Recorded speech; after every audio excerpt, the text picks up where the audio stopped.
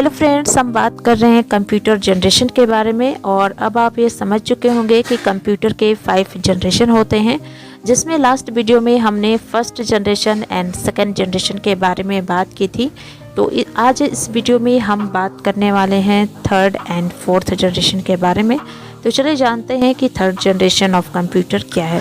Third generation of computer 1964 से 1971 तक रहा, यानी कि कंप्यूटर की तृतीय पीढ़ी जो है 1964 से लेकर 1971 तक ये तृतीय पीढ़ी रहा है। और इस तृतीय पीढ़ी के कंप्यूटर में ट्रांजिस्टर के स्थान पर इंटीग्रेटेड सर्किट का प्रयोग किया जाने लगा था। फर्स्ट जनरेशन में हमने क्या देखा था? फर्स्ट जनरेशन में वैक्यूम ट्यूब का यूज होता था। सेकेंड जनरेशन में उसके बाद हमने देखा ट्रांजिस्टर का यूज होने लगा। एंड थर्ड जनरेशन में अब ट्रांजिस्टर के जगह पे इंटीग्रेटेड सर्किट का इस्तेमाल यूज होने लगा। इंटीग्रेटेड सर्किट होता क्या है? इंटीग्रेटेड सर्किट एक छोटी सी चिप होती है जिसे माइक्रो चिप भी कहा जाता है या फिर माइक्रो इलेक्ट्रॉनिक सर्किट भी कहा जाता है। ये जो है सिलिकॉन से बनी होती है यह चिप, और यह सेमीकंडक्टर होती है। और इस छोटी सी चिप में बहुत सारे इलेक्ट्रॉनिक कंपोनेंट हो गए, जैसे कि ट्रांजिस्टर हो गए, कैपेसिटर हो गए, डायोड हो गए या फिर रजिस्टर हो गए। ये बहुत छोटे छोटे होते हैं और इन सारे कंपोनेंट को जो है एक वायर के हेल्प से, एक तार की मदद से जो है जोड़ा जाता है। इन सारे कंपोनेंट को जो है एक उस चिप पर जो है गढ़ा जाता है। जैसे हमने फर्स्ट जनरेशन में देखा था, ENIAC कंप्यूटर के बारे में हमने बात की थी। ENIAC कंप्यूटर आपको याद होगा। ENIAC कंप्यूटर जो है साइज में बहुत बड़ा था और जिसकी वजह से उसे रखने के लिए काफ़ी स्पेस की ज़रूरत पड़ती थी और इसका वज़न भी काफ़ी ज़्यादा होता था।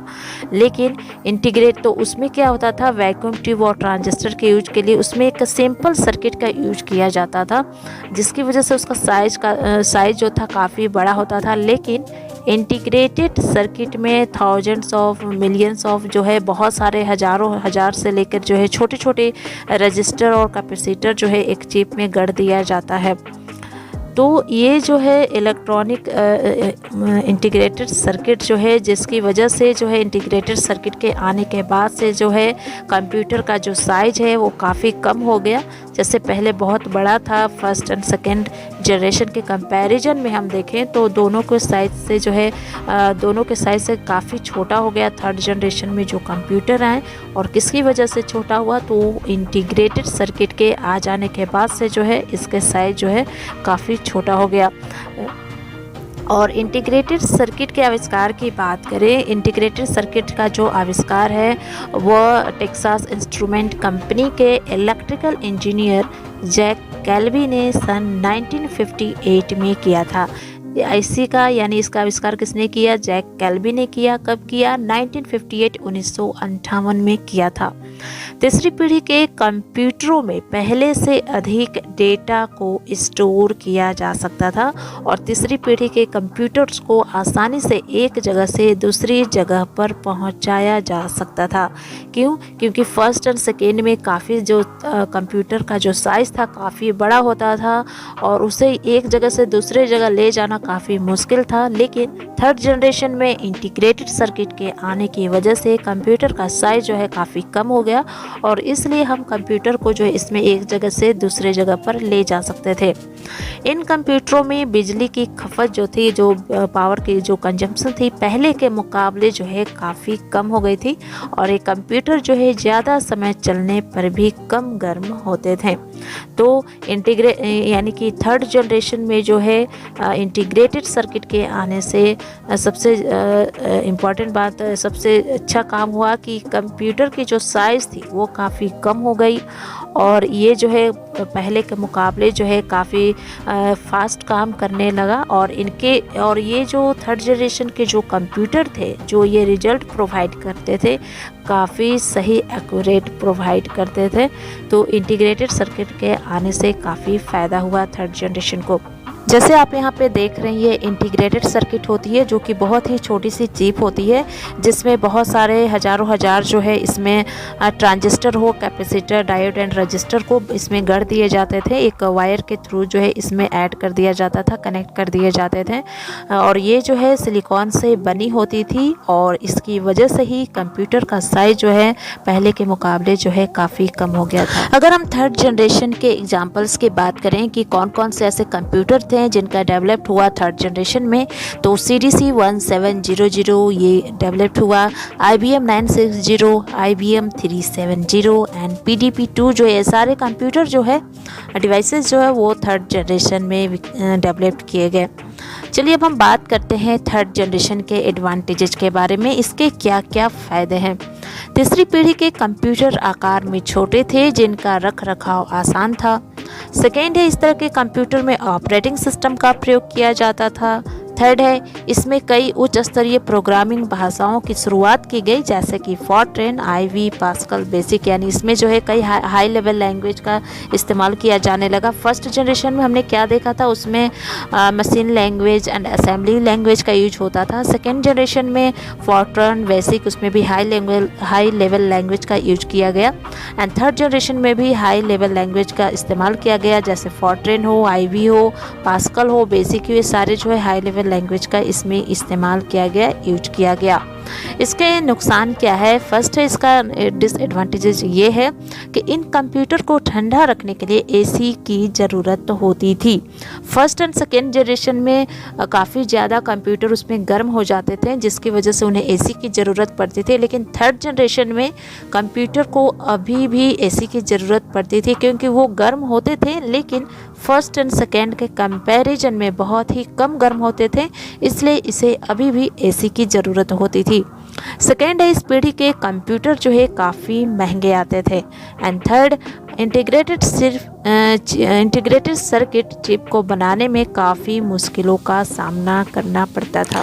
ये तो हो गई थर्ड जनरेशन के बारे में। चलिए अब हम बात करते हैं फोर्थ जनरेशन ऑफ कंप्यूटर के बारे में, कंप्यूटर की चतुर्थ पीढ़ी के बारे में जो कि 1971 से 1985 तक रहा है। ये फोर्थ जनरेशन में जो है कंप्यूटर की चौथी पीढ़ी में इंटीग्रेटेड सर्किट के स्थान पर VLSI, जिसका फुल फॉर्म होता है, पूरा नाम होता है very large scale integration chip का प्रयोग किया जाने लगा जिसे माइक्रो प्रोसेसर भी कहा जाता है। थर्ड जनरेशन में हमने देखा था उसमें इंटीग्रेटेड सर्किट का यूज किया जाता था एंड अब फोर्थ में जो है फोर्थ जनरेशन में जो है very large scale integration chip का यूज किया जाने लगा और इस चिप को माइक्रो प्रोसेसर भी कहा जाता है। वेरी लार्ज स्केल इंटीग्रेशन क्या होता है, VLSI क्या होता है? VLSI जो है एक तरह का इंटीग्रेटेड सर्किट होता है जिसमें कि बहुत सारे ट्रांजिस्टर्स लगे होते हैं। जैसे पहले पुराने जो कंप्यूटर थे, पहले जो पुराने जनरेशन थे उसमें कंप्यूटर में जो है ट्रांजिस्टर इस्तेमाल होते थे और उन ट्रांजिस्टर की जो संख्या थी यानी कि नंबर्स ऑफ ट्रांजिस्टर जो थे वो बहुत कम लगाए जाते थे पहले के कंप्यूटर में, तो जिसकी वजह से जो था उनका वो जो थे ज़्यादा फास्ट काम नहीं कर पाते थे। लेकिन आज के कंप्यूटर में बहुत सारे ट्रांजिस्टर का यूज किया जाने लगा और इन ट्रांजिस्टर के होने से ही प्रोसेसर जो है ज़्यादा ऑपरेशन जो है यानी ज़्यादा फंक्शन जो है वो कम समय में काम कर पाएगा, तो जिसकी वजह से कंप्यूटर की जो परफॉर्मेंस है वो बढ़ जाती है। तो VLSI जो है इसमें हज़ारों ट्रांजिस्टर को एक सिंगल सिलिकॉन सेमीकंडक्टर चिप में रखा जाता है और VLSI के हेल्प से जो है कंप्यूटर के प्रोसेसर, रैम या फिर रोम जैसे चिप्स बनाए जाते हैं। जितने ज़्यादा छोटे और ज़्यादा इसमें ट्रांजिस्टर होते हैं, अवेलेबल होते हैं, उतनी ही ज़्यादा इनकी पावर और कैलकुलेशन करने की जो स्पीड है वो ज़्यादा हो जाती है। और इस VLSI चिप को जो है माइक्रो प्रोसेसर भी कहा जाता है। माइक्रो प्रोसेसर क्या है आपको मालूम होगा। माइक्रो प्रोसेसर एक प्रोसेसर है जो कि जिसे सेंट्रल प्रोसेसिंग यूनिट यानी कि CPU भी कहा जाता है और इसे हम कंप्यूटर के ब्रेन भी कहते हैं। तो कंप्यूटर में होने वाला जितना भी सारा का सारा जो काम होता है वो इस CPU पे यानी कि इस माइक्रो प्रोसेसर पे डिपेंड होते हैं, चाहे वो नंबर्स को ऐड करना हो या फिर म्यूजिक सुनना हो या फिर कुछ भी टाइप करना हो, वो जो है ये माइक्रो प्रोसेसर पे डिपेंड होता है।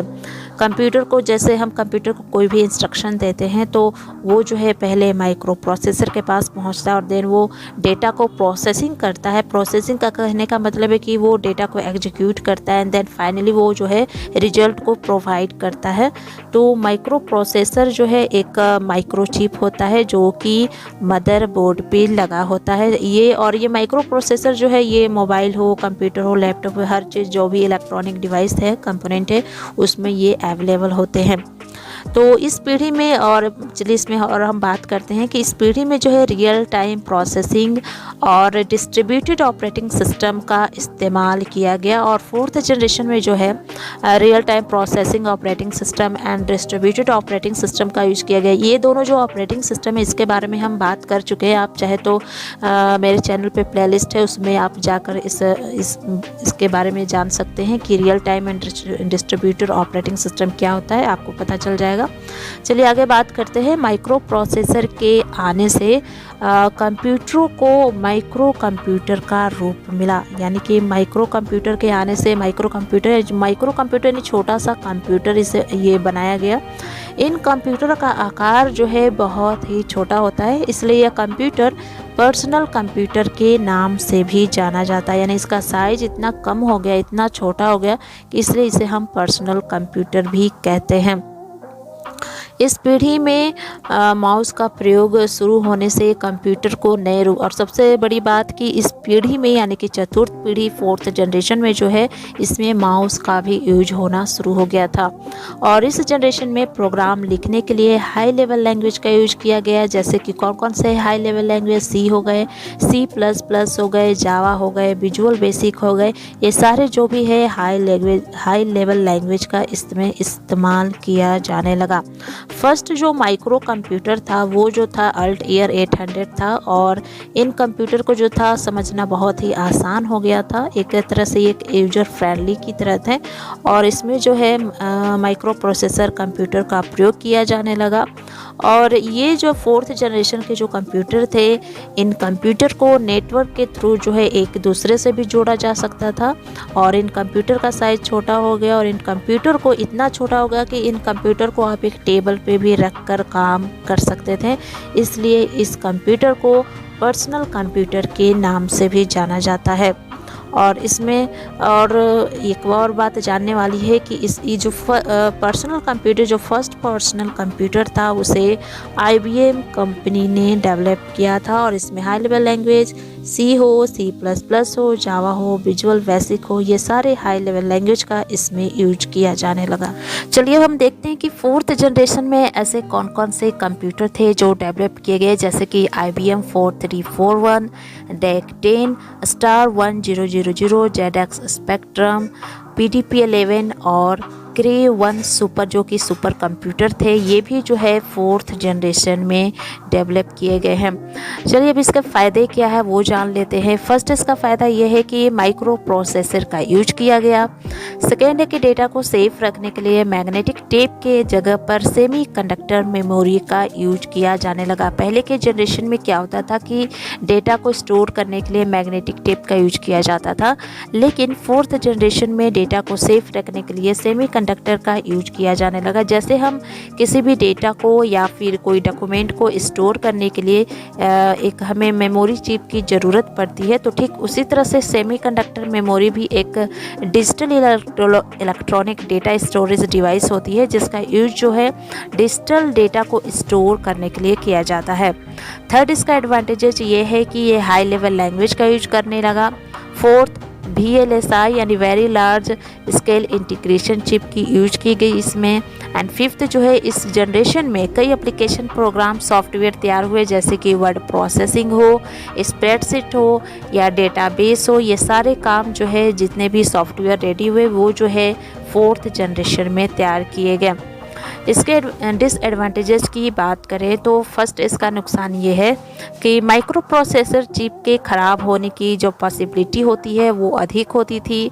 सेकेंड है नेटवर्क के डेवलप होने से कंप्यूटर को वायरस से संक्रमित होने की समस्या जो है बढ़ गई। जैसे कि 4th जनरेशन में कंप्यूटर जो है इसमें नेटवर्क का डेवलप किया गया, इसमें आपस में कंप्यूटर जो है नेटवर्क के थ्रू कनेक्ट किए जा सकते थे। तो इसमें जैसे किसी भी नेट से हम डाउनलोड करते हैं, इंटरनेट से कुछ भी डाउनलोड करना हो, यूज करना हो कंप्यूटर इंटरनेट का, तो उससे जो है वायरस का जो है प्रॉब्लम जो वो बढ़ जाता है। तो इसमें जो है ये एक प्रॉब्लम आई। थर्ड जो है इंटरनेट की जो आवश्यकता है वो बढ़ गई। नेटवर्क से कनेक्ट होने के बाद इंटरनेट की जो ज़रूरत थी वो बढ़ गई। एंड फोर्थ जो है मल्टीमीडिया जैसे काम होने से अधिक मेमोरी की आवश्यकता जो है होने लगी। जैसे कुछ भी हम मल्टीमीडिया या सोशल साइट से कुछ भी डाउनलोड करते हैं, गूगल से डाउनलोड करते हैं, तो इस तरह से ज़्यादा मेमोरी की ज़रूरत पड़ती है। तो इसलिए मल्टीमीडिया जैसे काम जो भी काम होते थे उसके लिए हमें ज़्यादा मेमोरी की ज़रूरत पड़ने लगी। दोस्तों आज के वीडियो में बस इतना ही। इस वीडियो में हमने आपको 3rd एंड 4th जनरेशन के बारे में बताया है। इसके साथ ही हमने इसके क्या क्या एडवांटेजेस होते हैं और क्या डिसएडवांटेजेस होते हैं इसके बारे में भी मैंने आपको जानकारी दी है। और यह वीडियो काफ़ी लॉन्ग हो गया था, इसलिए मैंने इसमें 5th जनरेशन को ऐड नहीं किया है। नेक्स्ट वीडियो में हम बात करेंगे 5th जनरेशन के बारे में और उसके साथ ही जानेंगे उसके क्या फ़ायदे हैं और क्या नुकसान होते हैं। इन सारी चीज़ों के बारे में हम नेक्स्ट वीडियो में बात करेंगे। तो आई होप आपको हमारा यह वीडियो अच्छा लगा हो। अगर अच्छी लगी हो तो आप इस वीडियो को लाइक करें, दोस्तों के साथ शेयर करें और इस चैनल को सब्सक्राइब करना न भूलें।